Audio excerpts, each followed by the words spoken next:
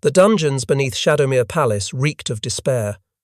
Alpha King Theron Blackthorn descended the spiral staircase, his wolf prowling restlessly beneath his skin. Something was wrong. Something had been wrong for weeks, a persistent itch at the back of his mind that he couldn't name, a restlessness that made sleep impossible and left him pacing the palace corridors at odd hours. "Your Majesty, I must protest." Chancellor Voss wheezed behind him, struggling to keep pace. "These dungeons are no place for the king. Let the guards handle this inspection." Theron didn't slow. His wolf prowled restlessly beneath his skin, agitated in a way it hadn't been in months. The sensation had been building gradually first, a vague unease, then a pulling sensation toward the lower levels of the palace, and finally, last night, an overwhelming compulsion that had driven him from his bed before dawn. "My brother assured the council these cells were empty," Theron said coldly. "Yet the servants," report sounds, screaming in the night. "I will not ignore such reports a moment longer." "Rats, Your Majesty." "Old pipes.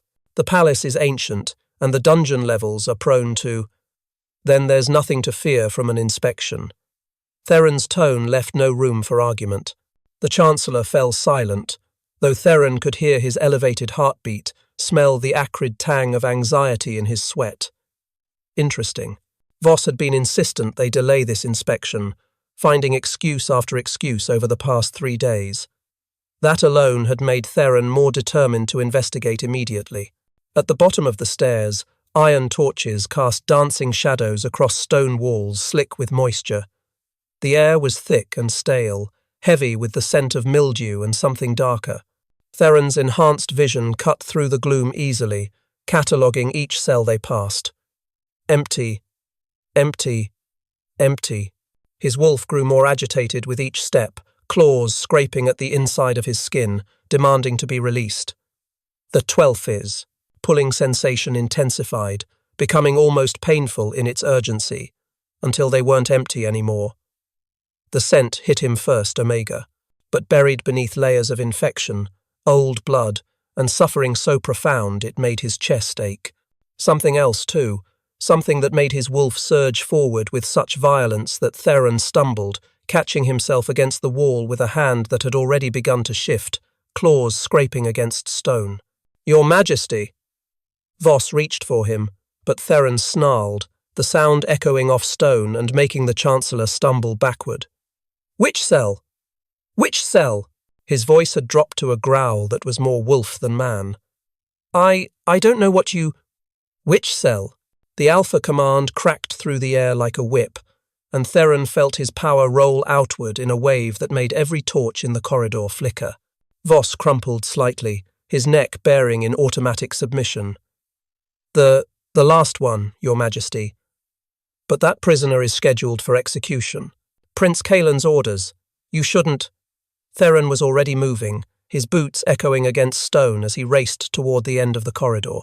The scent grew stronger with each step, and with it, his wolf's agitation increased until he could barely think past the roaring in his mind. "Mine, mine, mine," the word pounded through him in rhythm with his heartbeat. The last cell had no window, no light save what spilled in from the corridor. The door was reinforced iron, far heavier than the others they'd passed, with 3 separate locks instead of 1. At first, through the bars, Theron saw only darkness and a bundle of rags in the corner. Then the bundle moved, and his world tilted on its axis. She was so small, that was his first coherent thought. Omegas were naturally smaller than alphas and betas, but this was different. This Omega had been starved, her frame skeletal beneath filthy clothing that might have once been fine but now hung in tatters. Matted hair obscured her face, falling past shoulders that shook with each laboured breath. But it was her scent that destroyed him. Beneath the rot and suffering, beneath the infection and blood and despair, she smelled like moonlight on snow, like winter roses and pine forests after rain, and something indefinably sweet that made his wolf howl with recognition. The scent called to something primal in him, something that predated language and civilization. "Open this cell." Theron's hands gripped the iron bars so hard they groaned, the metal bending slightly under the pressure of his enhanced strength. Your Majesty, please, open it! The command was so powerful that Voss's hands were fumbling for his keyring before he could consciously decide to obey. It took 3 tries, Voss's hands shaking so badly he kept missing the locks. Each second felt like an eternity to Theron, his wolf raging inside him, demanding he tear the door from its hinges. Finally, the last lock clicked. Theron shoved the door open hard, enough that it crashed against the wall with a sound like a thunderclap. He dropped to his knees beside her, his hands hovering over her form, afraid to touch her and cause more pain. Up close, he could see the full extent of her condition, and rage unlike anything he'd ever experienced flooded through him. Bruises covered every visible inch of skin, some fresh and purple-black, others faded to sickly yellow-green. Silver burns wrapped around her wrists and ankles in perfect circles, silver manacles, the kind used to suppress Omega abilities and cause excruciating pain. The burns were infected, weeping fluid that stained the torn fabric of her clothing. "Who did this?" The words emerged strangled, barely human. The Omega didn't respond, didn't even seem to register his presence. Her breathing was shallow and laboured, each breath a visible struggle. Carefully, as gently as he could manage despite his shaking hands, Theron reached out and brushed the matted hair from her face. The moment his fingers made contact with her skin, lightning arced through his body. His wolf slammed against his control with such force that his vision flickered between human and alpha sight, the world going gold-tinged for a moment. Mine. The word reverberated through every cell in his body. Not a thought, but a truth as fundamental as gravity, as essential as breathing, as undeniable as the sun rising in the east. Mine, mine, mine. No, Theron breathed, even as his wolf snarled in triumph. No, that's impossible. Because this Omega, this broken creature in his brother's dungeon, wasn't just any Omega. She was his mate. The realization hit him like a physical blow. Mate bonds were rare, perhaps 1 in 1,000 wolves ever found their true mate. Most settled for chosen bonds, partnerships built on compatibility and respect, rather than the soul-deep recognition of a true mate. Theron had long ago resigned himself to ruling alone, accepting that his mate either didn't exist or had died before they could meet. But here she was, dying in a cell beneath his own palace. The Omega's eyes fluttered open at his touch, and Theron's heart stopped. They were the pale grey of storm clouds, ringed with gold that seemed to glow even in the dim torchlight. For one moment they focused on his face with surprising clarity, and he saw intelligence there, strength buried beneath layers of pain and exhaustion. Then they rolled back, and she went limp in his arms. "No, no, no," Theron murmured, pressing his fingers to her throat. Her pulse was there, but so faint he could barely detect it, a fragile flutter beneath skin that was far too cold. "Stay with me. Please, stay with me." "Get the royal physician," Theron commanded, gathering her carefully against his chest. She weighed nothing, all fragile bones and wasted muscle. The reality of how close she was to death made his chest constrict with fear, unlike anything he'd felt even in battle. "Now, Voss, run." "Your Majesty, I, Prince Kalen, will—" "My brother," Theron said with deadly calm, standing and turning to face the Chancellor, "will explain why my mate was dying in his dungeon, and if I don't like his answers, he'll wish he'd died with her." He strode toward the stairs, cradling his Omega against his heart where she belonged. Behind him, he heard Voss scrambling to follow, muttering prayers under his breath. Theron's wolf was still howling that single word, mine, but beneath the possessive fury was something else. A bone-deep terror he'd never experienced before, not even when facing death on the battlefield, because mates were rare, sacred, and irreplaceable, and his was dying. The journey from the dungeons to his chambers seemed to take forever, though he moved with supernatural speed. Palace servants scattered before him, their eyes going wide at the sight of their king carrying a filthy, skeletal Omega. Whispers followed in his wake, but Theron ignored them all. Let them talk. Let them question. None of it mattered compared to saving her. The royal chambers had never been used for a prisoner before, but Theron wasn't about to let his mate out of his sight. He'd dismissed the servants, ignored the scandalized protests when Dr. Mira had first arrived, and carried her himself to his private bathing room. "Out," he'd told everyone. "All of you except Dr. Mira. Your Majesty, the Omega needs medical attention." "Then attend to her," Theron had snarled, his control fraying.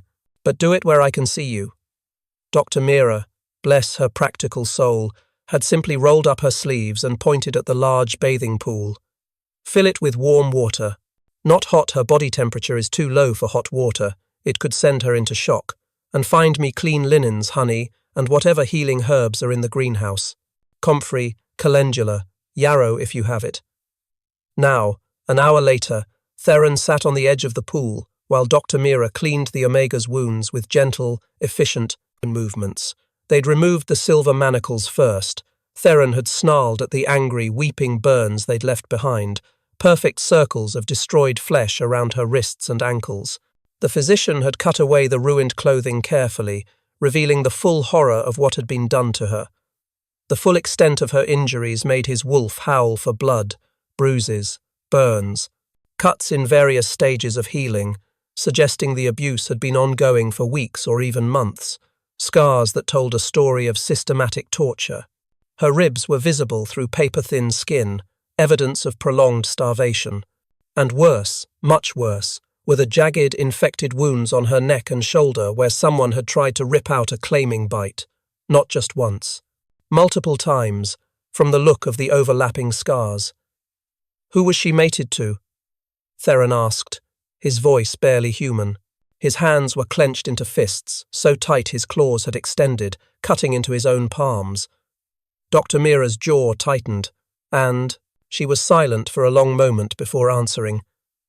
"She wasn't, Your Majesty. These are failed claiming attempts. Multiple attempts, from the look of it." She met his eyes, and he saw anger there that matched his own. Someone tried to force a bond, repeatedly. Each attempt would have been agonizing, and each failure would have caused massive trauma to her body and psyche. The marble under Theron's hand cracked with a sound like a gunshot. "Your Majesty, how long will she survive?" He needed to know, even though he dreaded the answer. Dr. Mira hesitated, which was answer enough. The silver poisoning alone should have killed her days ago. The infections, the malnutrition, the trauma from the failed bondings. "Honestly, Your Majesty, I don't know how she's still breathing. By all medical logic, she should already be dead." "She's strong," Theron said fiercely, though his voice shook. "Stronger than anyone knows. Stronger than anyone who could survive this." "Perhaps. But strength won't heal silver burns or fight infection. She needs rest, proper nutrition, and—" Dr. Mira trailed off, her expression troubled. "And what?" "An Omega in this condition needs their mate's presence to heal, needs the bond to give them strength." She looked at him meaningfully. "But that requires them to be conscious, to accept the connection. A bond cannot be forced, even a true mate bond. She has to choose it." Theron stared down at the Omega, his Omega floating in the warm water, her clean face finally visible. Even ravaged by suffering, she was beautiful. High cheekbones that spoke of noble breeding, full lips now cracked and dry, lashes that lay like dark crescents against her pale cheeks. There was something ethereal about her, something that suggested she'd been stunning before this hell had been inflicted upon her. "Then she'll wake," he said, and it was both promise and prayer. "And I'll be here when she does." Dr. Mira finished her work in silence, wrapping the worst, wounds in honey-soaked bandages that would help fight infection, and leaving a tray of medicines beside the pool: willow bark for fever, valerian root for pain, other tinctures and salves Theron didn't recognize. "I'll send food. Broth. Nothing heavy. Her stomach won't be able to handle solid food yet." The physician paused at the door, her hand on the frame.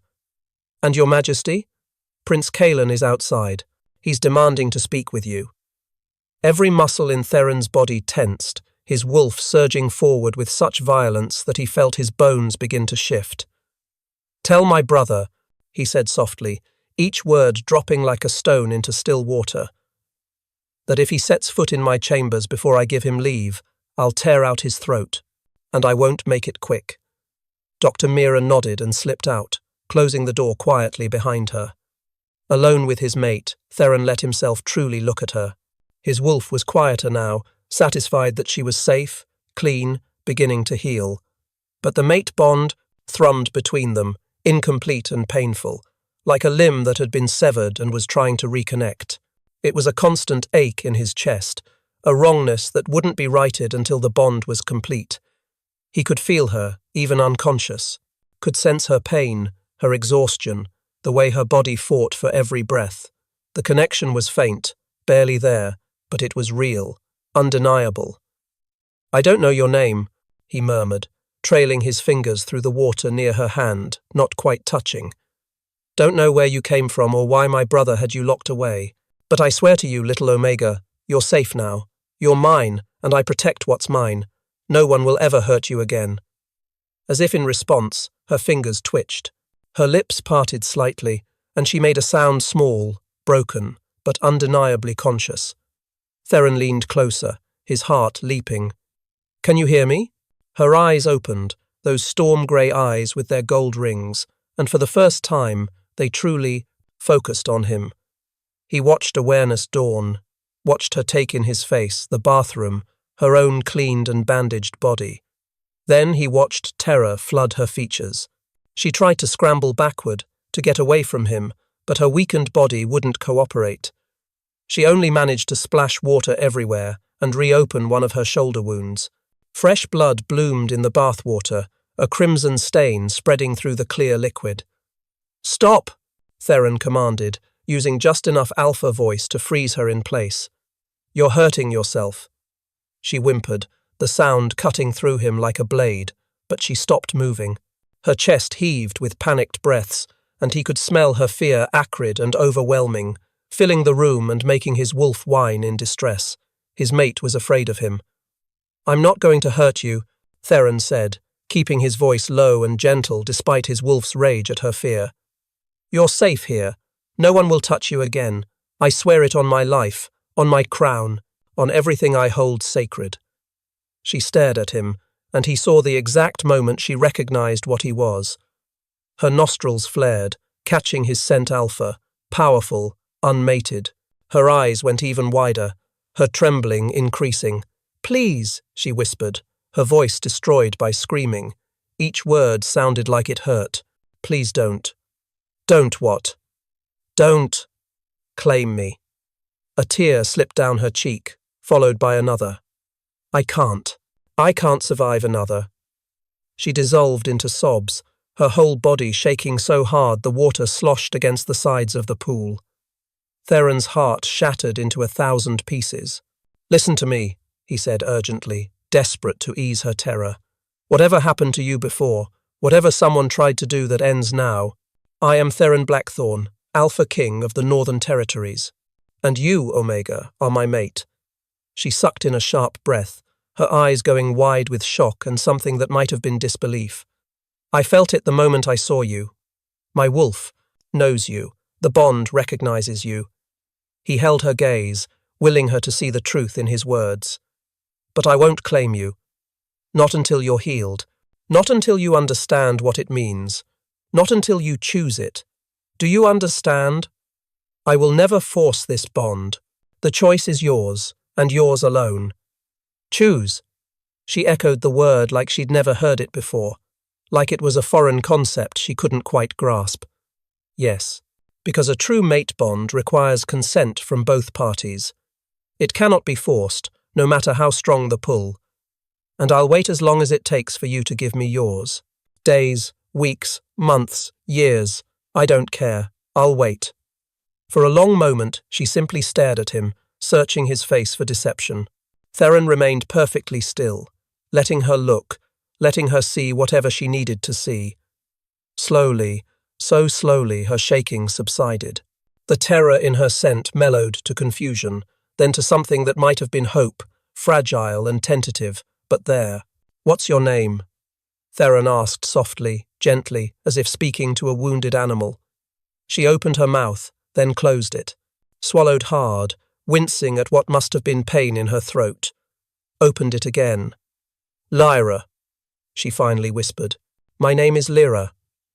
"Lyra?" Theron repeated, and his wolf rumbled in satisfaction, finally having a name for their mate. "That's beautiful. It suits you." A ghost of something surprise maybe flickered across her face, as if she hadn't expected him to say that. "Will you let me help you out of the bath, Lyra? Get you dry and into bed where you can rest properly?" She hesitated for a long moment, fear and exhaustion warring in her expression. Then, finally, she gave a tiny nod. Theron moved slowly, telegraphing every motion as he lifted her from the water. She was so light it terrified him, as if she might blow away in a strong wind. He wrapped her carefully in the softest towel he owned, thick, warm fabric that probably cost more than most people's monthly wages, and carried her to his bed. The bed was massive, large enough for 3 people, with black silk sheets that had never been used. He'd never brought anyone to his private chambers, had never wanted to. Now he understood why. He'd been waiting for her. He laid her down gently, as if she were made of spun glass, pulled the covers up to her chin, and stepped back immediately, giving her space. "Sleep, Lyra. Build your strength. When you wake, we'll talk more. I'll have food brought, and Dr. Mira will check on you. But right now, you need rest more than anything."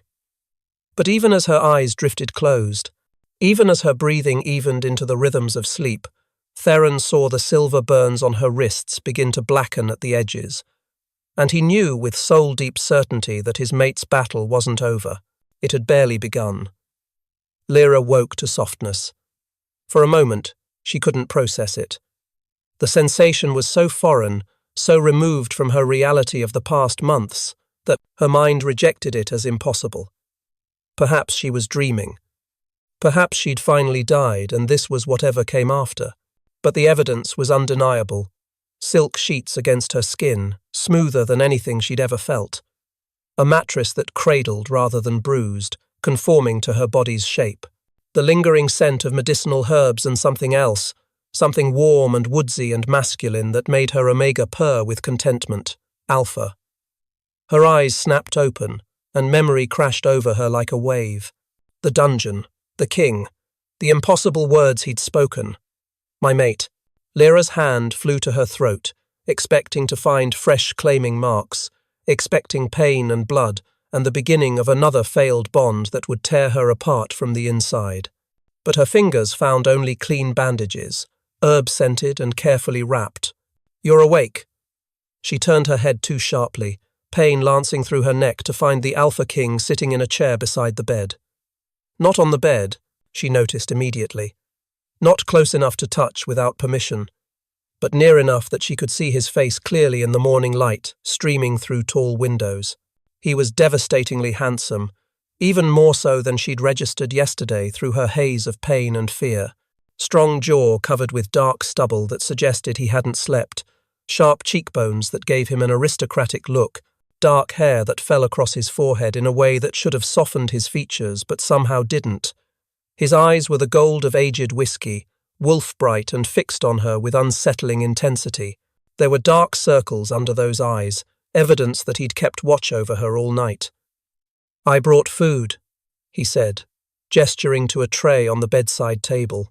His voice was gentle, careful, nothing like the commanding tone he'd used with the Chancellor yesterday.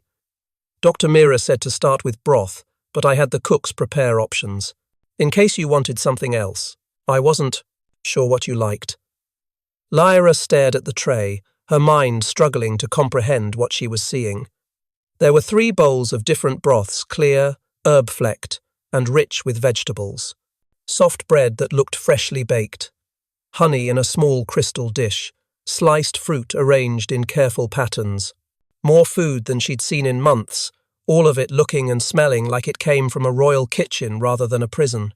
Her stomach cramped painfully, a sharp reminder of how long it had been since she'd eaten properly. "I'm not hungry," she lied, even as her mouth watered at the sight. One dark eyebrow arched, and his lips twitched with what might have been amusement. "Your stomach has been growling for 10 minutes. I could hear it from here. Heat flooded her cheeks, embarrassment mixing with wariness. I don't want your food. It's not mine. It's yours. Everything in this room is yours, Lyra. This food? These clothes? He gestured to what looked like a nightgown draped over, a nearby chair, far finer than anything she'd ever owned. This bed, this entire chamber if you wish it. I'm not asking for anything in return. He leaned forward slightly, his voice taking on a quality that was both gentle and somehow immovable, like iron wrapped in velvet.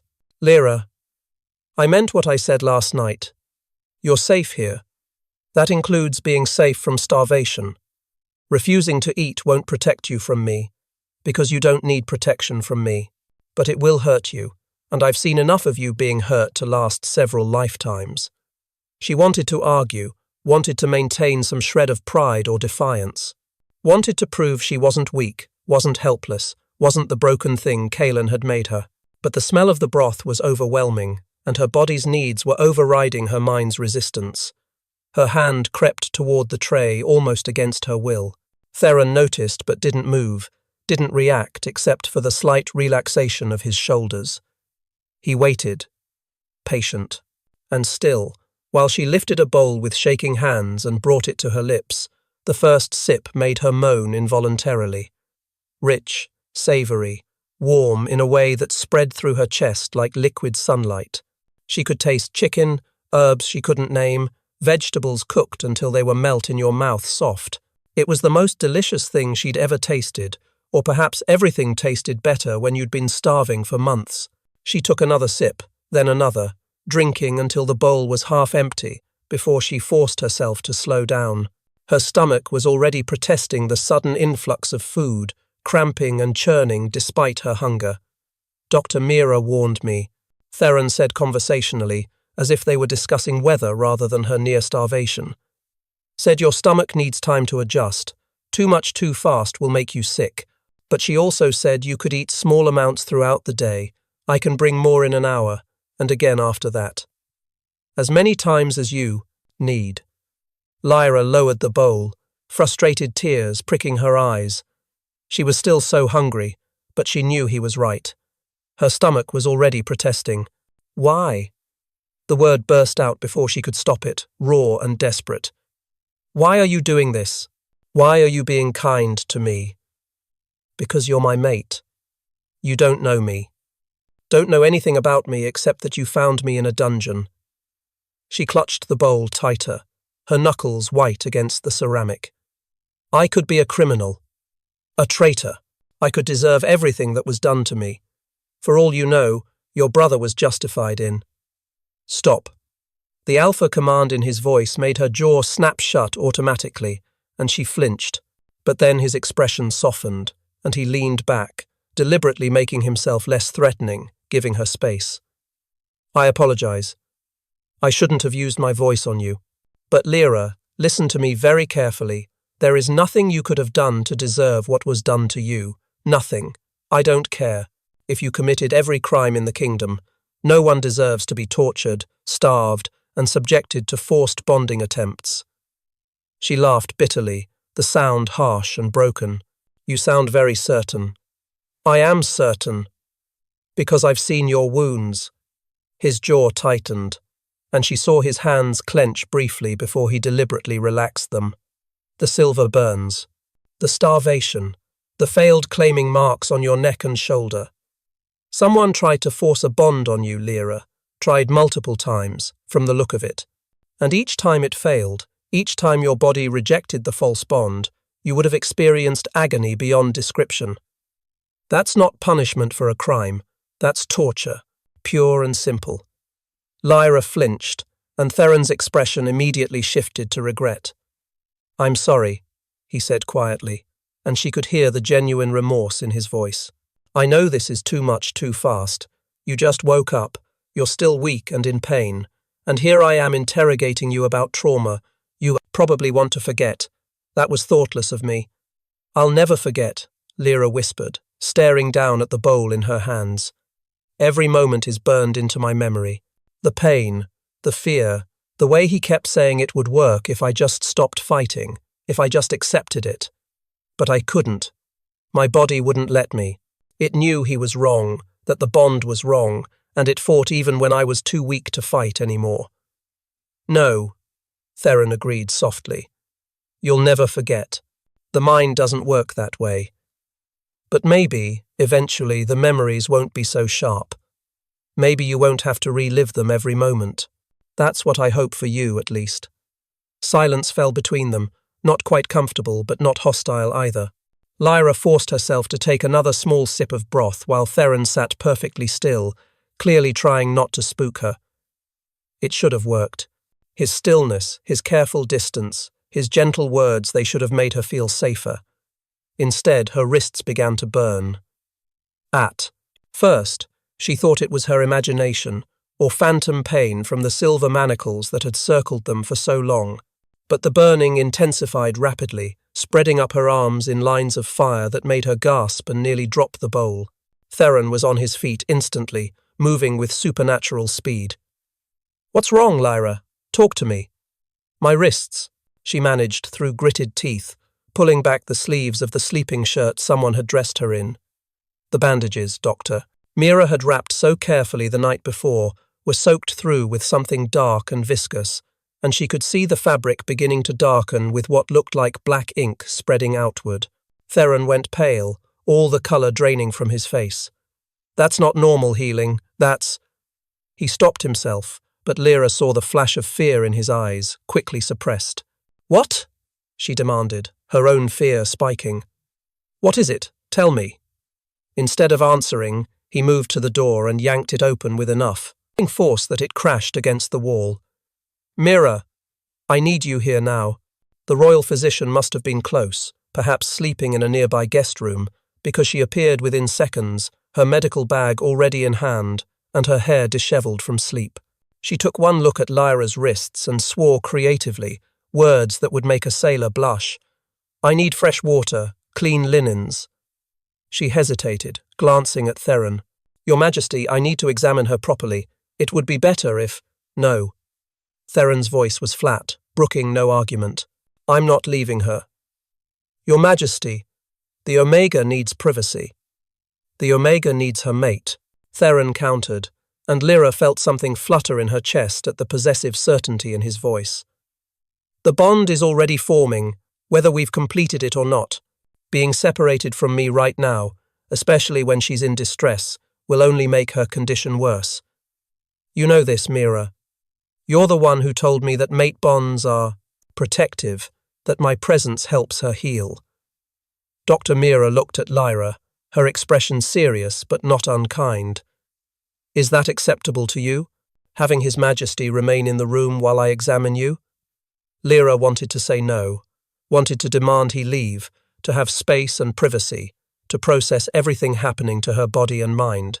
But the moment she considered him leaving, panic clawed at her throat, an irrational, overwhelming terror that if he left, something terrible would happen. Her Omega was whimpering, distressed at the very thought of him going. "He can stay," she heard herself say, her voice barely above a whisper. "But, at a distance, please." "Agreed," Theron said immediately, returning to his chair but angling it so he faced the window rather than the bed, giving her as much privacy as he could while remaining in the room. "I won't watch. I'll just be here. If you need me, I'm here." Dr. Mira nodded and began carefully unwrapping Lyra's wrists, her movements gentle but efficient. The sight that was revealed made Lyra's stomach turn violently. She'd seen the burns when Kaelin's men had finally removed the manacles yesterday, or had it been the day before. Time was starting to blur. But this was different. Where there should have been pink new skin beginning to grow over the silver burns, instead there were black veins spreading outward like cracks in ice or tree roots searching for water. They pulsed with a sickly silver sheen that seemed to catch the light wrong, as if the metal itself had somehow gotten into her bloodstream. And the smell gods above, the smell was like rotting meat mixed with molten metal, acrid and wrong and utterly nauseating. "What is that?" Lyra breathed, unable to look away from the horror of her own body. "What's happening to me?" Dr. Mira's expression was grim, her lips pressed into a thin line. "Silver poisoning, But this isn't natural silver poisoning. This has been enhanced somehow. Alchemically treated to prevent, healing and to spread through the bloodstream. She probed gently at one of the black veins with her fingertip, and Lyra hissed as pain shot up her arm. I'm sorry. I know that hurts, but I need to assess the extent. How long were you in silver manacles? I don't know exactly, Lyra admitted, her voice shaking. Time stopped meaning much down there. Weeks, certainly. Maybe 2 months? It's hard to remember. And they never removed them? Not once? Lyra shook her head, then stopped as nausea washed over her. Only when they tried to… She couldn't finish the sentence, couldn't say the words out loud even now. When they tried to claim you, Doctor, Mira finished quietly, her voice gentle with understanding. She exchanged a loaded look with Theron, whose knuckles had gone white where he gripped the arms of his chair, though he kept his gaze fixed on the window as promised. Your Majesty, we need to talk. This is worse than I initially thought. How much worse? Theron's voice was steady, but Lyra could hear the fear underlying it, could smell the sharp spike of anxiety in his scent. The silver poisoning is too advanced. It's in her bloodstream now, spreading through her circulatory system toward her vital organs. Without treatment, proper treatment, not just herbs and bandages, it will reach her heart within days, possibly hours, depending on how fast it's spreading. Dr. Mira's words fell like hammer blows. I need to be blunt, Your Majesty. This type of poisoning should have killed her already. The fact that she's still alive is nothing short of miraculous. The words should have terrified her, should have sent her into a panic. Instead, Lyra felt oddly numb, as if some part of her had expected this. Of course she was dying. Of course, Kaelan had ensured that even if she escaped, she wouldn't survive long enough to tell anyone what he'd done. Is there a treatment? Lyra asked, surprised by how calm her own voice sounded. Some way to stop it? For normal silver poisoning, yes. There are antidotes, rituals, herbs that can draw out the silver and help the body heal. But this… Dr. Mira shook her head, frustration evident in every line of her body. This is something I've never seen before.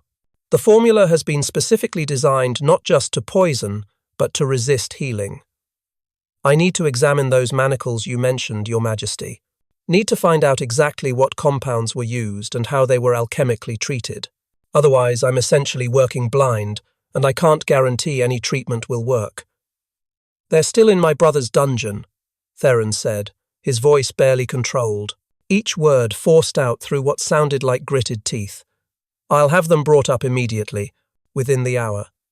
And I'll need to speak with anyone who might know what happened to her. Dr. Mira continued, her tone becoming businesslike, clinical.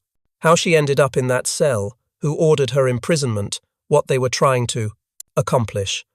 Any information might help me understand what we're dealing with. Theron stood abruptly, and Lyra caught the flash of gold in his eyes, his wolf rising to the surface, barely leashed. My brother ordered it. That much is abundantly clear. What I don't know is why. Why he had her imprisoned, why he subjected her to forced bonding attempts, why he used enhanced silver rather than regular manacles. Then perhaps, Dr. Mira said carefully, as if approaching a dangerous animal, it's time to ask him, to demand answers. No. Lyra's voice cracked like a whip through the room, sharper and stronger than she'd managed since waking. Both the doctor and the king turned to stare at her, surprise evident on their faces. I don't want him here. I don't want him anywhere near me. Please. The last word came out as a plea, and she hated how desperate she sounded. But the thought of seeing Kaelan again, of being in the same room with him, made her entire body begin to shake, uncontrollably. Lyra, Theron began, his voice gentle. He did this. She was shaking now, her voice rising despite her best efforts to stay calm. Prince Kaelan put me in that dungeon. He ordered the silver manacles. He was the one who tried to claim me, who tried to force the bond, over and over and over. And when it didn't work, when the bond wouldn't take no matter how many times he tried, he kept trying. He said I was broken, that I was defying the goddess's will, that if I just stopped fighting it would work. But it never worked. It just hurt and hurt and hurt, until I wished I would die just to make it stop. Fresh tears were streaming down her face now, hot and unwelcome, and she couldn't stop them any more than she could stop the words from pouring out. The temperature in the room dropped precipitously. Lyra watched, fascinated despite her distress, as frost literally formed on the windows, spreading outward from the corners in intricate crystalline patterns. The water in the pitcher on the bedside table began to ice over. It was Theron's rage manifesting physically, his alpha power so strong it was affecting the environment itself. "My brother," he said, each word precise and deadly calm in a way that was somehow more terrifying than shouting, "tried to force a mate bond with you." Lyra nodded, unable to speak past the lump in her throat. "How long?" Theron's voice had dropped to barely above a whisper. "How long has he been doing this?" "I don't know." Time stopped making sense down there. Lyra wrapped her arms around herself, suddenly cold despite the blankets. Weeks? Maybe months? He would come every few days at first, then more often, then every day. Sometimes multiple times a day, as if he thought sheer repetition would make it work. He kept saying the bond would form eventually, that the goddess had shown him my face in a vision that I was meant to be his.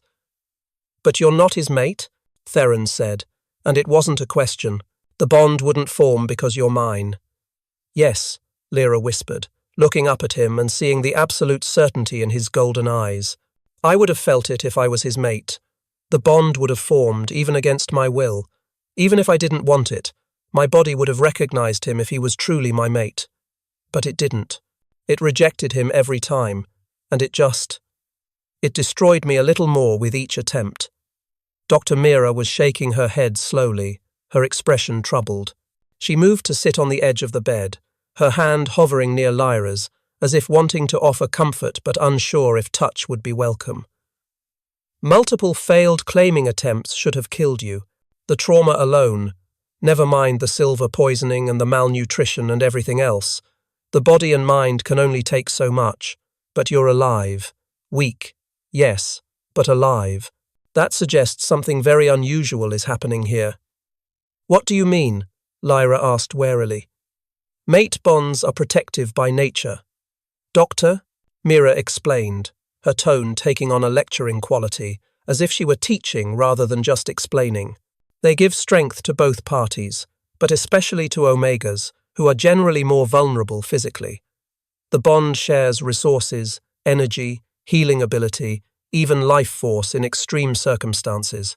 If you and His Majesty are true mates, as seems to be the case, then the bond might have been working to keep you alive even before you actually met, unconsciously, subtly, but powerfully, your body preparing itself to survive long enough for him to find you."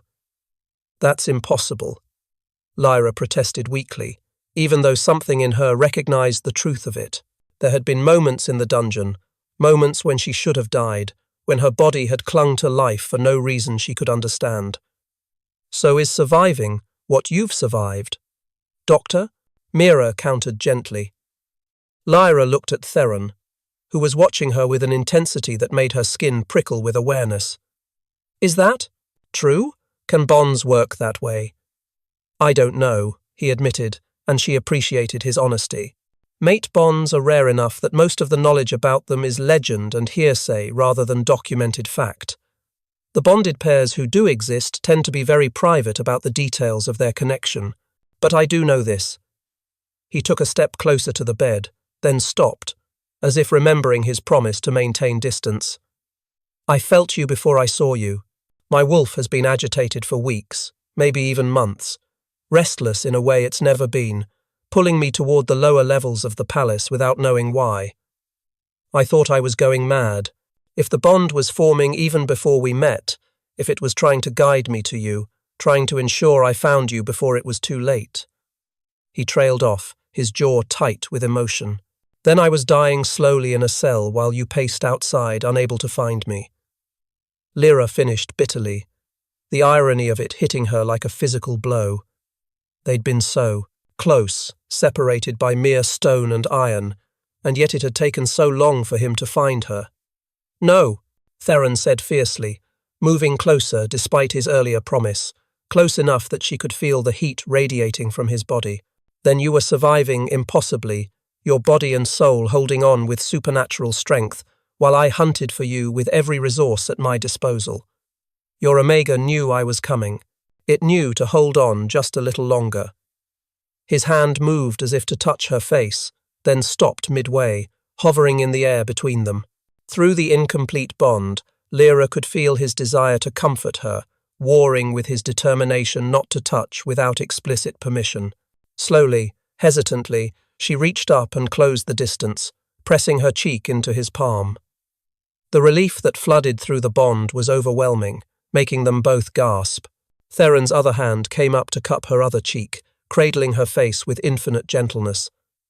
"And now that I've found you," he said, his voice rough with emotion, "now that we're together, the bond can complete properly. You can heal. We can save you." "Unless the silver poisoning kills me first," Lyra said, unwilling to let herself hope too much. A knock at the door interrupted them, sharp and urgent. It opened before anyone could respond, and a guard stepped in, his face pale with something that looked like fear. "Your Majesty, forgive the intrusion, but Prince Kaelan is outside the throne room. He's demanding an immediate audience," he says. "He says you have something that belongs to him, and he wants it returned at once." The frost on the windows intensified, spreading to cover nearly the entire surface. Theron's wolf was so close to the surface now that Lyra could see the edge of fur beginning to ripple beneath his skin, could see his eyes flickering between human gold and wolf gold. "Tell my brother," Theron said with deadly calm, each word dropping like stones into dark water, "that nothing in this palace belongs to him anymore. Not one stone, not one sword, not one subject. Everything he has, his title, his lands, his apartments, his very life exists at my pleasure and my pleasure alone. And right now, right at this very moment, I am not particularly pleased with him." The guard swallowed hard, his throat working visibly. He says if you don't return his Omega within the hour, he'll go to the Council of Alphas. He'll claim you're holding his destined mate against her will, interfering with a goddess-ordained bond. He says he has documents, witnesses, proof that she belongs to him by right of prior claim. Lyra's blood turned to ice in her veins. Her heart, which had been beating so hopefully just moments ago, felt like it stopped entirely. "His mate," Theron repeated slowly, as if testing the words for hidden traps, "his destined mate." He looked at Lyra, and she saw murder in his eyes, not directed at her, but at his brother. "Is that what he told you? That you were his mate ordained by the goddess?" Lyra nodded, unable to speak past the fear constricting her throat. Through the bond, she felt Theron's rage building cold, controlled, but absolutely lethal. He said, the moon goddess had shown him my face in a vision, that I was meant to be his, that our bond was written in the stars and blessed by the divine, that the bond would form eventually if he just kept trying, if I just stopped fighting destiny. Her voice broke on the last word. I was so scared, and in so much pain, and he kept saying if I just submitted, if I just accepted what the goddess wanted, it would stop hurting, but it never stopped. It only got worse each time, and I started to think maybe I was the one who was broken. Maybe I was somehow defying divine will, and that's why it hurt so much. He lied. Theron's voice was flat, absolute. The moon goddess doesn't work that way. She doesn't ordain bonds that cause agony. She doesn't bless forced matings. Your body rejected him because he wasn't your mate, Lyra. You're not broken. You never were. He lied to you to justify his cruelty. I know that now, Lyra said quietly. But then, she couldn't finish, didn't need to. Theron understood. Through the bond, she felt his hands trembling with suppressed violence. Did he hurt you in other ways? The question was quiet, but she heard everything he was really asking beneath the words. She understood what he meant, what he was too careful to ask directly. No, she said. and watched some of the terrible tension leave his shoulders. He tried to claim me, tried to force the bond, but he never. The bond has to form before mating can be completed.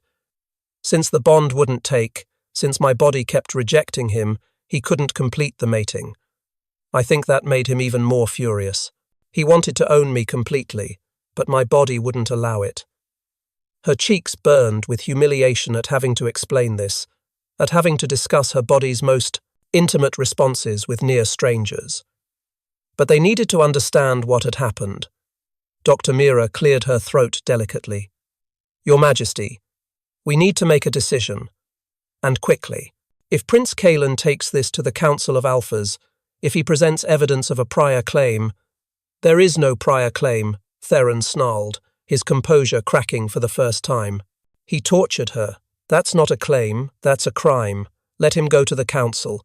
Let him stand before the assembled alphas and explain the failed claiming marks on her neck.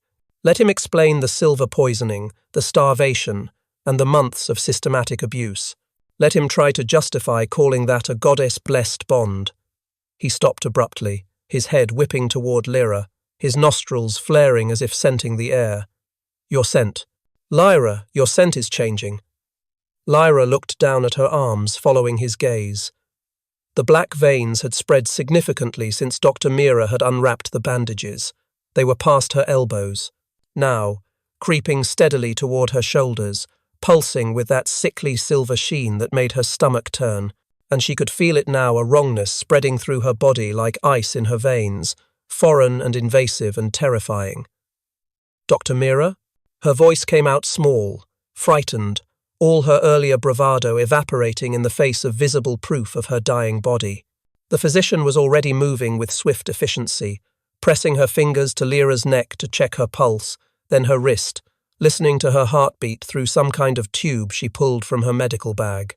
Her expression grew progressively grimmer with each assessment. The poison is accelerating. Your body is fighting it as hard as it can, but— She looked up at Theron, and Lyra saw fear in the healer's eyes for the first time. But it's not strong enough. Not on its own. Your Majesty, the incomplete mate bond is keeping her alive, but barely. It's like a dam holding back a flood. It's slowing the poison's progress, but not stopping it. If we don't complete the bond soon, fully and properly, she's going to die, possibly within hours. No, Lyra said sharply, surprising herself with the force of it. I'm not completing any bond while I'm dying from poison. I'm not trapping him, she gestured weakly at Theron, to a mate who might be dead in hours. That's not fair. That's not right. You won't die, Theron said fiercely, kneeling beside the bed so they were eye level, so close she could see flecks of amber in his golden eyes. I won't let you. You can't promise that, Lyra said, tears beginning to slip down her cheeks again despite her best efforts. You can't control this. None of us can. Watch me. He stood abruptly, striding to the door and yanking it open, barking orders at the guards outside with the full force of his alpha authority. Bring me Prince Kalen now. I don't care if you have to drag him. And someone find me the royal alchemist, Master Aldrich. I don't care if you have to pull him out of bed or away from his experiments. I want him in my presence within the next 10 minutes, or heads will roll. Then he was back at Lyra's side, kneeling again, taking her hand in both of his with exquisite gentleness despite the violence she could feel thrumming through him via their bond. Listen to me very carefully, Lyra. I am going to fix this.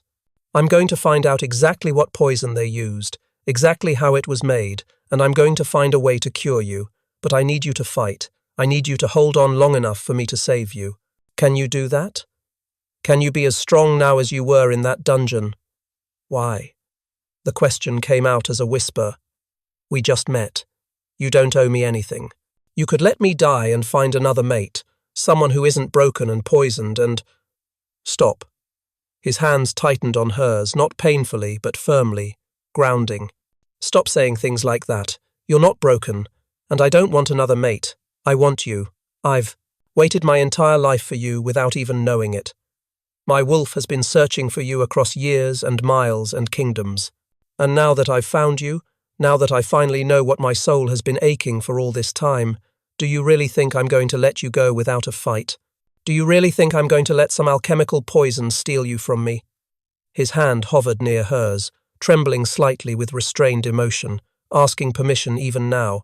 Lyra looked at that hand, strong and scarred from battle, capable of terrible violence but offering only gentleness now.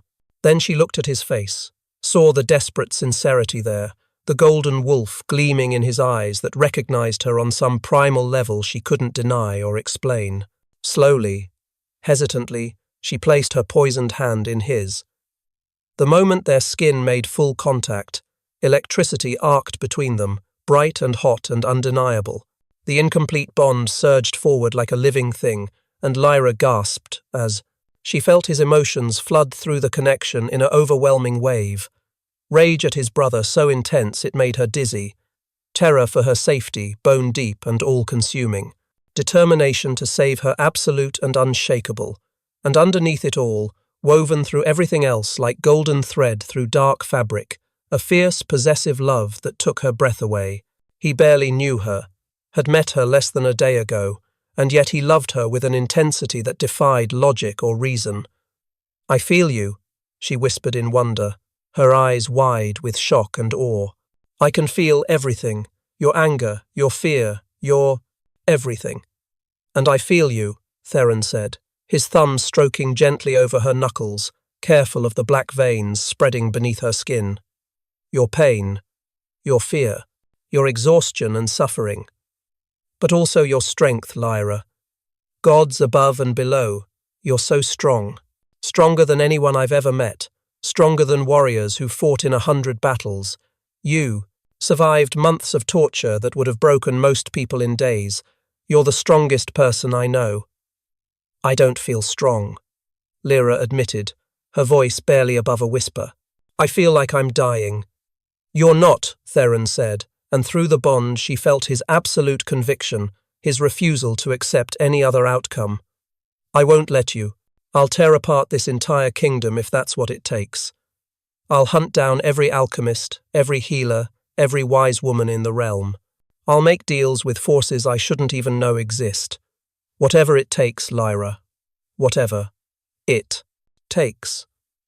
But even as he said it, even as the mate bond hummed between them with desperate promise, Lyra felt the black veins pulse with sickly light, felt the silver poison surge toward her heart like a predator scenting weakness, and she knew, with bone-deep certainty that made her want to weep, that time was running out faster than any of them wanted to admit.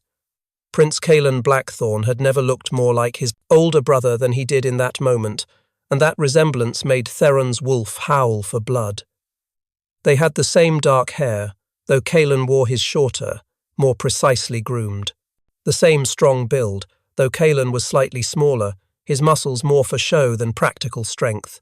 Even the same gold eyes, though where Theron's burned with barely leashed power, Kaelan's held a calculating coldness that made Lyra's skin crawl. "Brother?" Kaelan said smoothly, entering the royal chambers with the confidence of someone who believed himself untouchable. His lips curved in what might have been a smile, but there was no warmth in it. "I heard you found my Omega. I've been searching everywhere for her. You can't imagine my relief when I heard she was safe." Theron's control was hanging by a thread.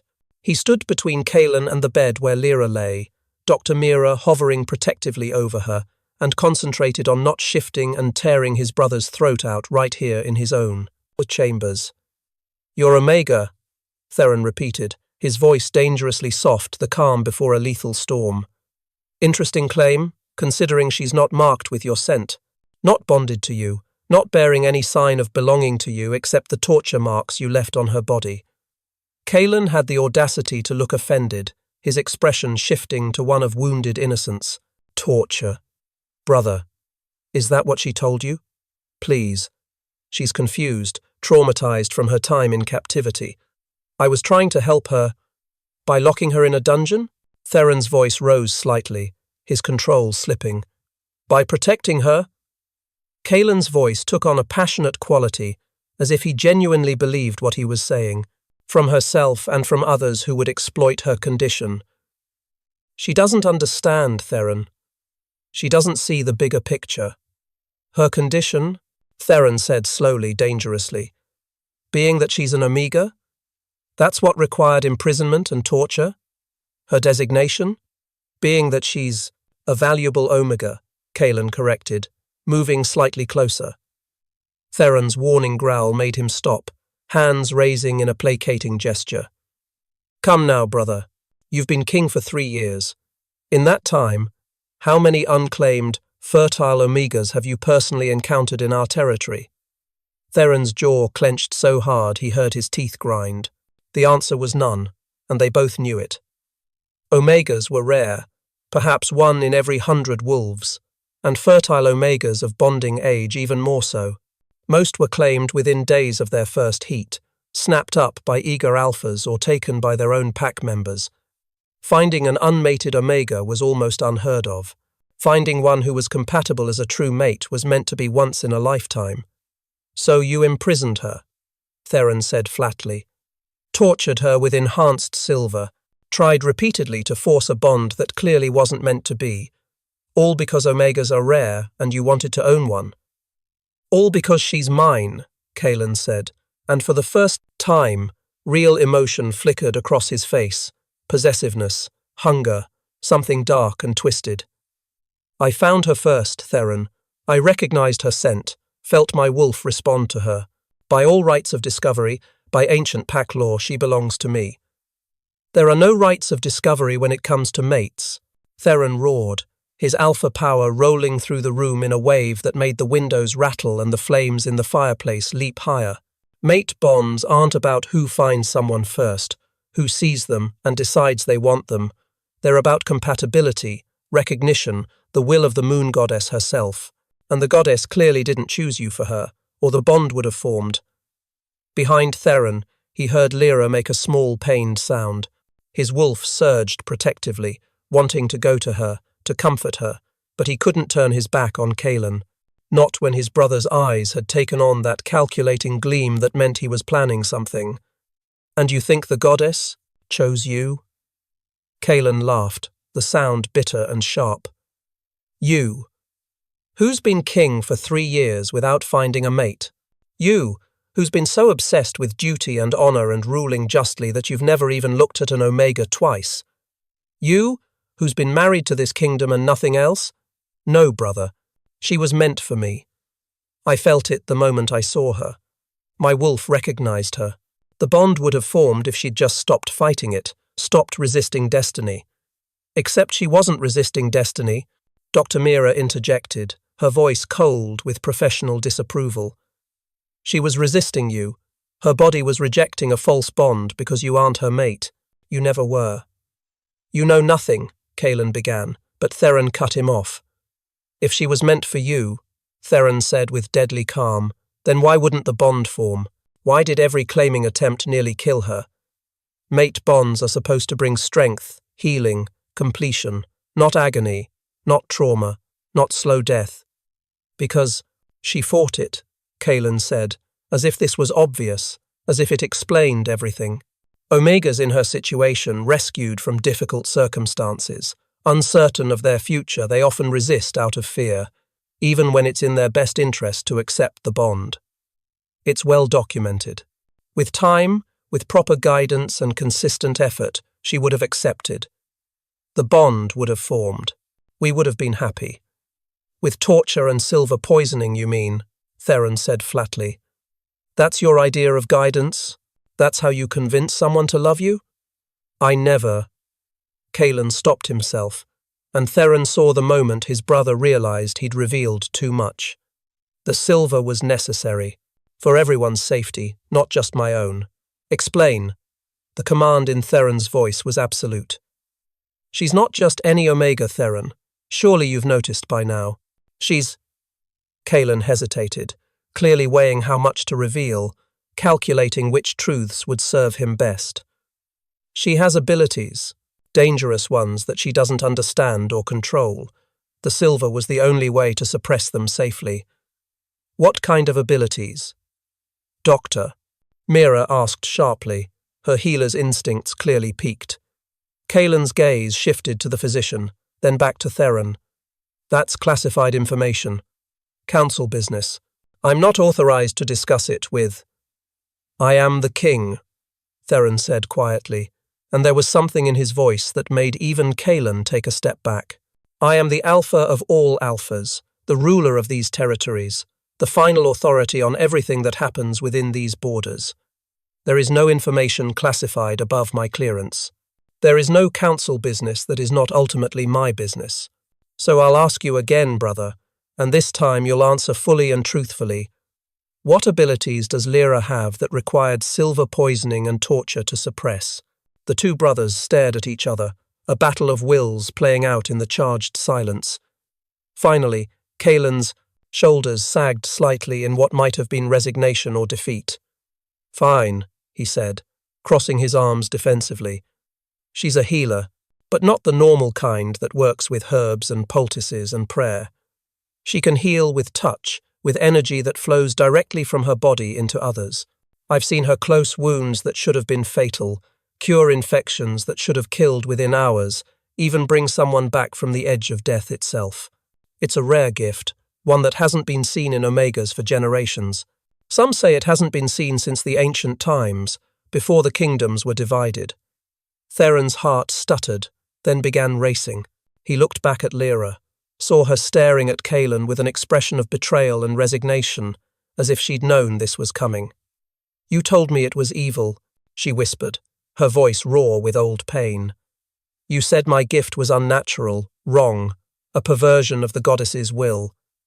That I needed to be contained before I accidentally hurt someone, before I spread corruption through healing. You said I was dangerous. Because it is dangerous, Kaelin insisted, taking a step toward the bed before Theron's warning snarl stopped him cold. Healing magic that powerful, in the wrong hands, in hands that don't understand the responsibility it could be weaponized, could be turned to terrible purposes. She heals people, Theron interrupted, his voice sharp with contempt. How exactly is that dangerous?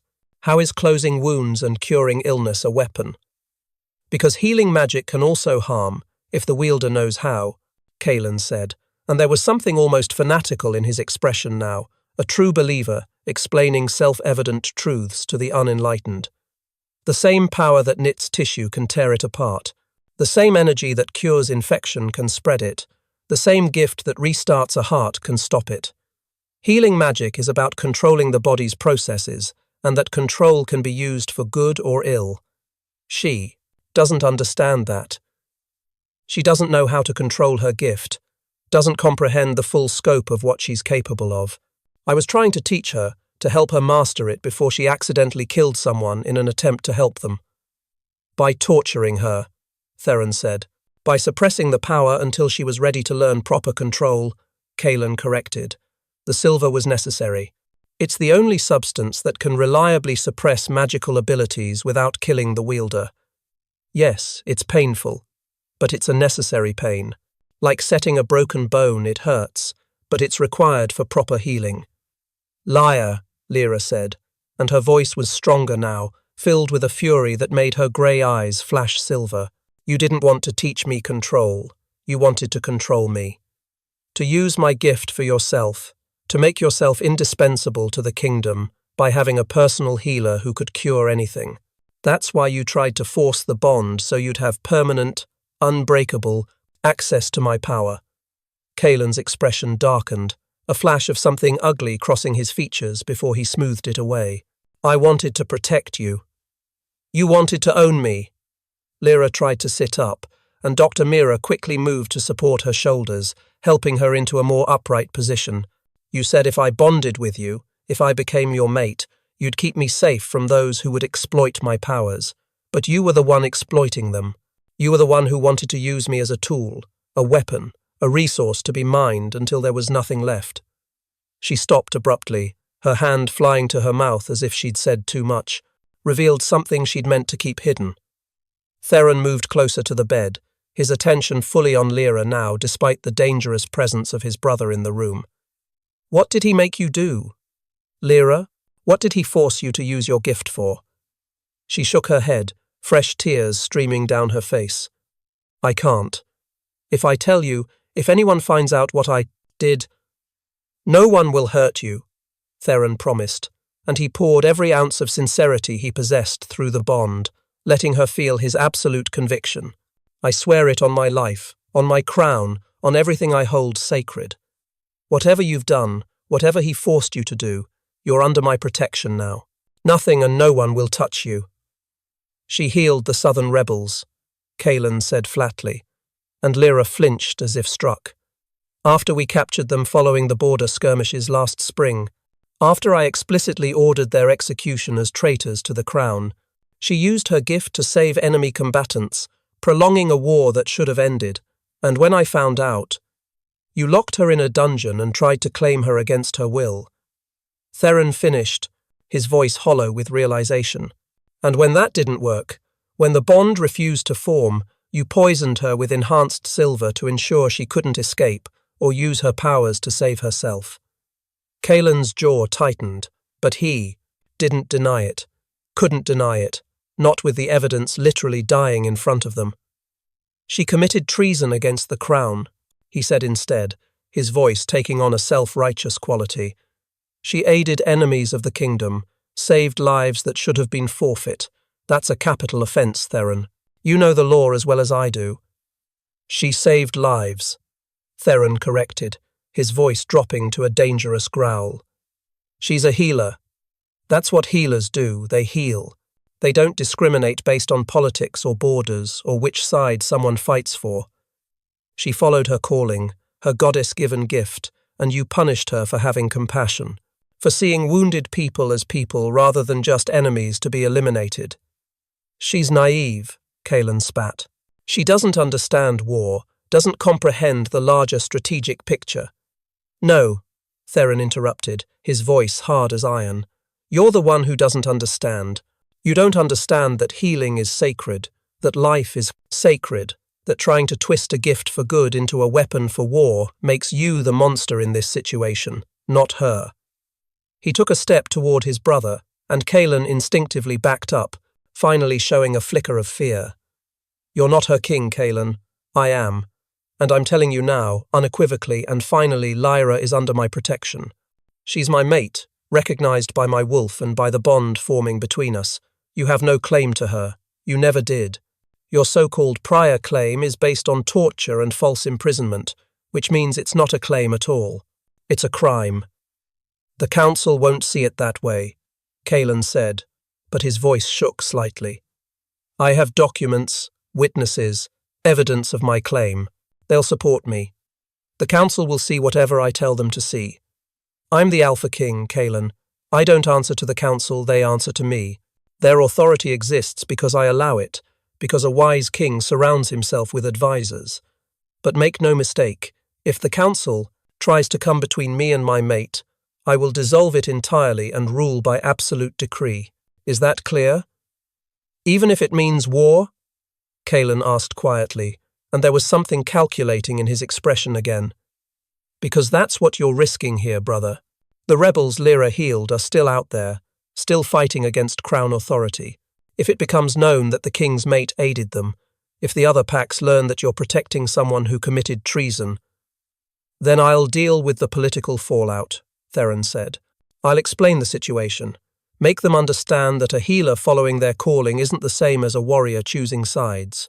And if they can't understand that, if they can't see the difference between compassion and treachery, then perhaps they're not fit to be part of this kingdom. But I won't abandon my mate to appease warmongers and power-hungry fools who want to turn healing magic into a weapon. Kaelan studied him for a long moment, something calculating flickering behind his eyes. You really believe she's your true mate, don't you? You really think the goddess chose you for her? I don't think. I know, Theron said with absolute certainty. I felt it the moment I saw her. There was no doubt, no hesitation, and no question. My wolf recognized its other half immediately. Then prove it. Kaelan gestured toward Lyra, a challenge in his voice and expression. Complete the bond. Claim her properly, in front of witnesses, in the traditional way. Let the pack feel the mate bond snap into place. Let them witness the connection form. Because, brother, if you can't complete the bond, His smile was cold, victorious. Then maybe my wolf was right all along. Maybe the goddess did intend her for me, and your wolf is just confused by proximity and the scent of an unclaimed omega.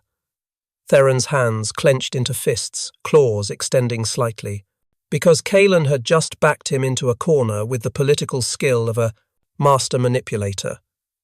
If the bond wouldn't complete, if Theron couldn't successfully claim Lyra in the traditional manner with witnesses present, it would cast doubt on whether they were truly mates at all. The pack would question.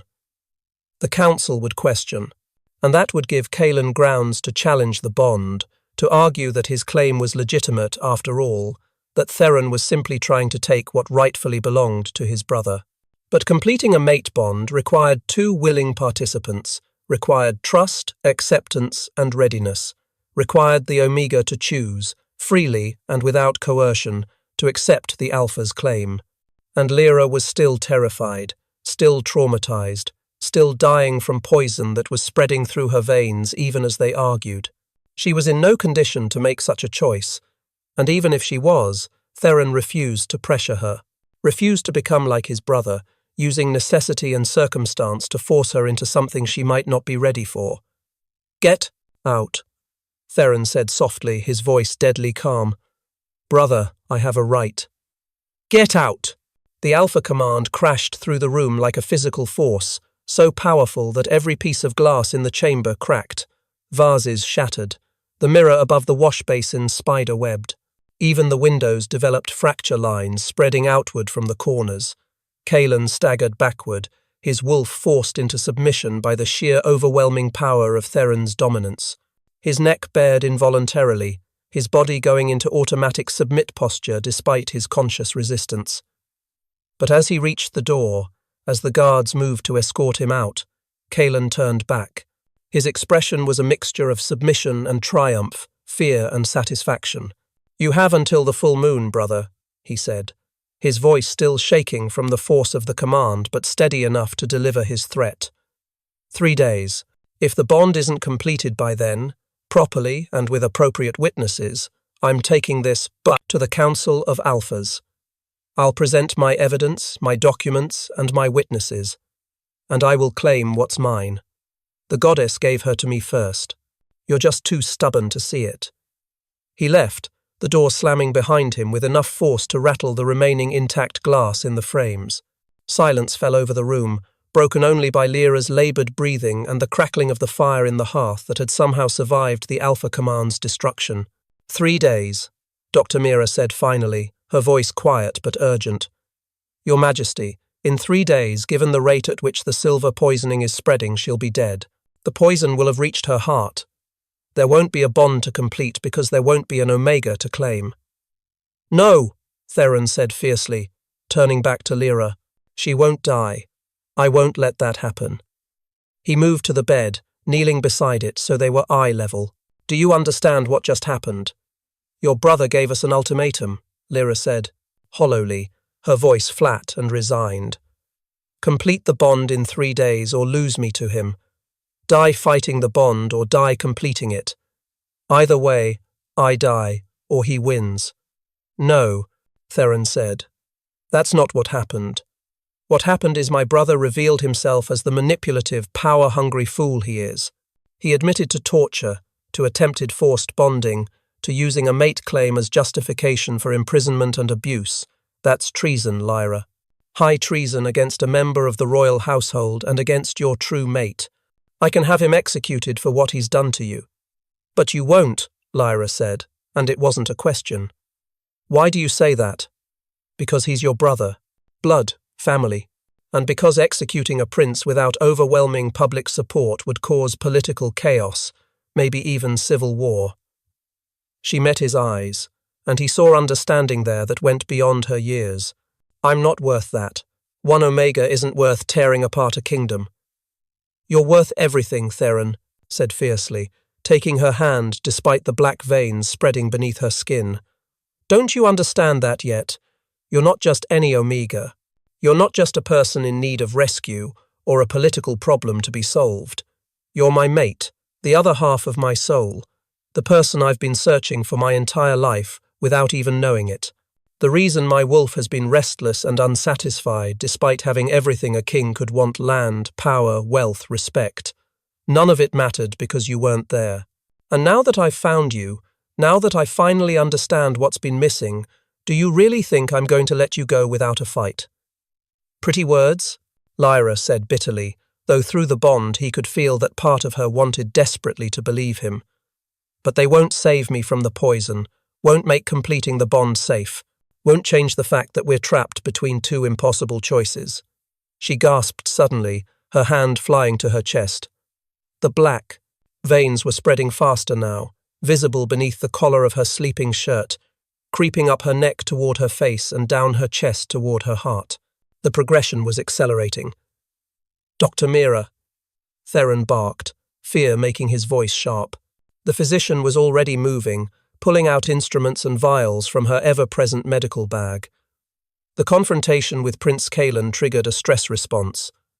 Her heart is racing, her blood pressure is elevated, and that's making the poison spread faster through her circulatory system. She looked at Theron grimly, and he saw the truth in her eyes before she spoke it aloud. "We're not running out of time anymore, Your Majesty. Time has run out. If we're going to do something, it needs to be now, not in 3 days, not tomorrow. Now." "Then what do we do?" Theron demanded, desperation making his voice crack.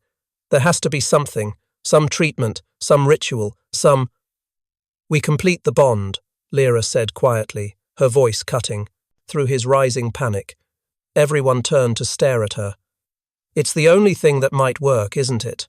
The mate bond is protective. It gives strength, shares resources, helps Omegas heal. If we complete it, fully and properly, maybe just maybe, it will give me the power to fight the poison. Or it could kill you," Dr. Mira said bluntly, and Theron wanted to throttle her for her honesty, even though he knew she was right. "Completing a mate bond requires an enormous amount of energy, Lyra. The claiming, the mating, the final joining of two souls into one, it's physically and emotionally exhausting, even for healthy wolves.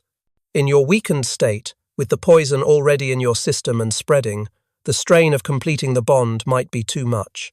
Your heart might not be able to handle it." "Then I'll die either way," Lyra said. And there was a calmness in her voice that terrified Theron more than tears or panic would have. This was the resignation of someone who'd already accepted their death, who'd made peace with it. "At least this way, I'll die having chosen something for myself instead of having it forced on me. At least I'll die knowing I tried, that I fought for something good instead of just suffering and waiting for the end."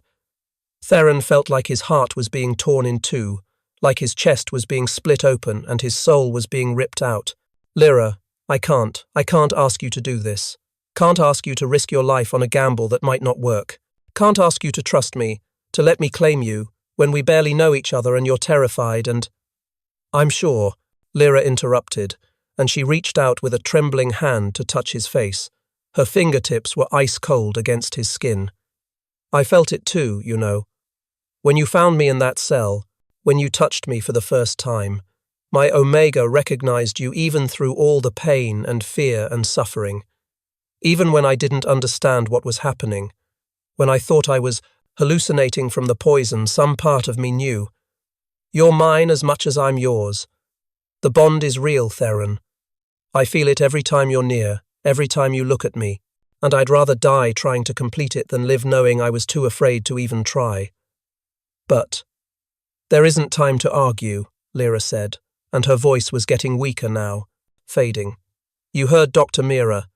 If we're going to do this, it needs to be now. So either we take the risk, or we wait, or I die anyway.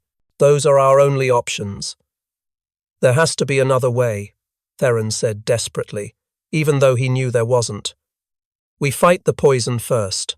Find Master Aldrich, force him to create an antidote, get you strong enough that the bond won't—" "There isn't time," Lyra repeated, and she cupped his face with both hands now, her touch so cold it sent a chill through him. The black veins were visible on her hands now, spreading across her knuckles like dark lace. "Theron, I need you to hear me, really hear me. I'm not afraid of dying. I've been dying for months. I've made my peace with it, But I am afraid, so terribly afraid of dying, without knowing what it feels like to be truly bonded, to be chosen freely, to be loved not because someone wants to use me or own me, but just because I exist. Do you understand? I don't want to die wondering what we could have been.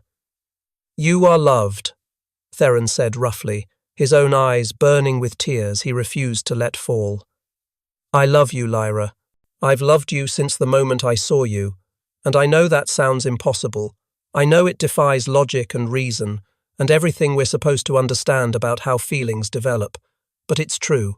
My wolf knew you instantly, and my human heart wasn't far behind. How could I not love you? How could anyone know you, see your strength and compassion, and refusal to break despite everything, and not love you?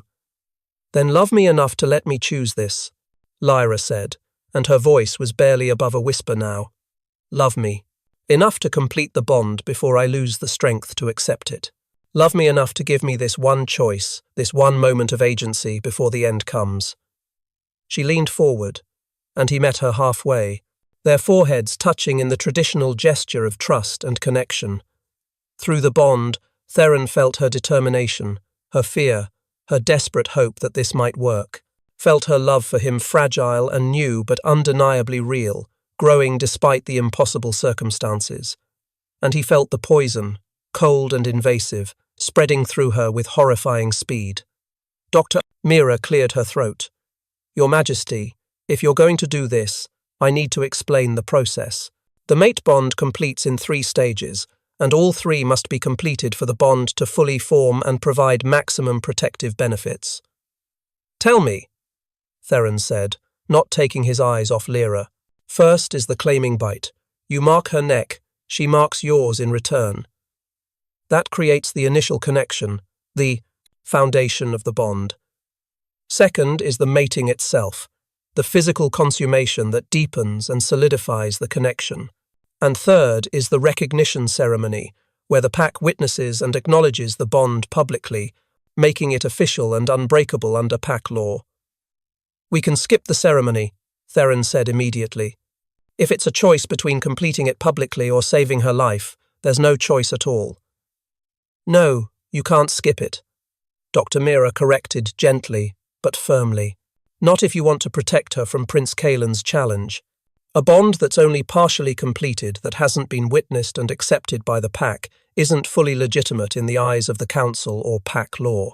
It can be challenged, questioned, potentially even dissolved if enough council members support it. If you want to ensure Lyra is truly safe, that she can never be claimed by your brother or anyone else, you need to complete all 3 stages. So we need to complete all 3 stages, Lyra said, her voice getting weaker with each word. The claiming, the mating, and the public recognition. All of it within a few hours, probably. While I'm dying from poison, what could possibly go wrong? Despite everything, Theron felt a flicker of admiration at her dark humor. She was dying, terrified, in agony, and she could still make jokes. She was extraordinary. Yes, Dr. Mira said, and Theron appreciated that she wasn't sugar, coating the situation. All 3 stages, as quickly as we can manage them. It won't be easy. It won't be what either of you probably imagined for your bonding, but it's the only way. Lyra looked at Theron, and in her storm-grey eyes, he saw determination hardening like steel. Then let's not waste any more time talking about it.